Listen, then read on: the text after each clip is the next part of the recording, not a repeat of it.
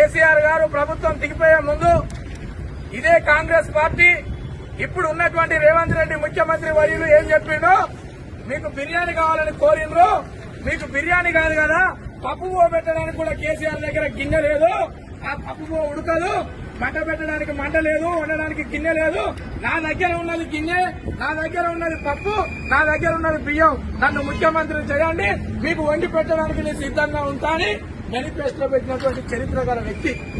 ఆ మేనిఫెస్టోలో పెట్టినాక ఏమైంది, నేను ఇయాలనే సంసారం చేసినా, ఇయాలనే గద్దెనెక్కినా, నేను చదువుకోవడానికి కొంత టైం కావాలన్నాడు. చదువుకోవడానికి 3 సంవత్సరాలు సమయం ఇచ్చింది ఇవాళ మెజార్టీ చేసి మనమంతా కలిసి సమయం ఇచ్చినాం. ఎమ్మెల్యేలను గెలిపించినాం, ఎంపీలను గెలిపించినాం.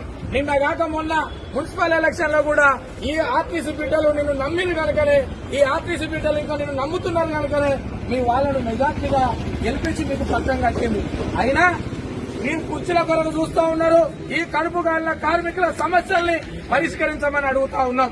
కేసీఆర్ గారు ప్రభుత్వం దిగిపోయే ముందు ఇదే కాంగ్రెస్ పార్టీ ఇప్పుడు ఉన్నటువంటి రేవంత్ రెడ్డి ముఖ్యమంత్రి వర్యులు ఏం చెప్పిండో, మీకు బిర్యానీ కావాలని కోరిండ్రు, మీకు బిర్యానీ కాదు కదా పప్పు పెట్టడానికి కూడా కేసీఆర్ దగ్గర గిన్నె లేదు, ఆ పప్పు ఉడకదు, మంట పెట్టడానికి మంట లేదు, వండడానికి గిన్నె లేదు, నా దగ్గర ఉన్నది గిన్నె, నా దగ్గర ఉన్నది పప్పు, నా దగ్గర ఉన్నది బియ్యం, నన్ను ముఖ్యమంత్రి చేయండి, మీకు వండి పెట్టడానికి నేను సిద్ధంగా ఉంటానని మేనిఫెస్టోలో పెట్టినటువంటి చరిత్ర గల వ్యక్తి.